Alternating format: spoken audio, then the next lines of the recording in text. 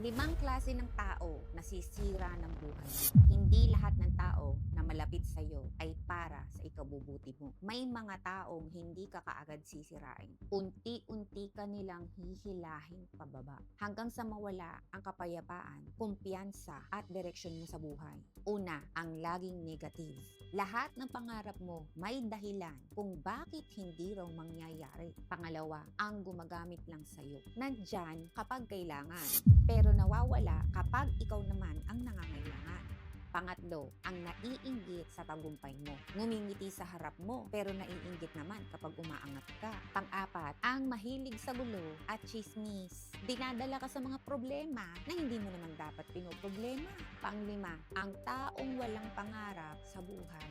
Kapag palagi mo silang kasama, unti-unti ka ring magiging kampante sa pagiging ordinary. Hindi mo agad mapapansin ang epekto nila. Pero habang tumatagal, makikita mo na nawawala ang focus, oras, pera, at oportunidad na dapat sana ay para sa'yo. Alam mo ang pinakamabilis na paraan para gumanda ang buhay mo? Ay hindi pagdagdag ng tao, kundi ang paglayo sa maling tao.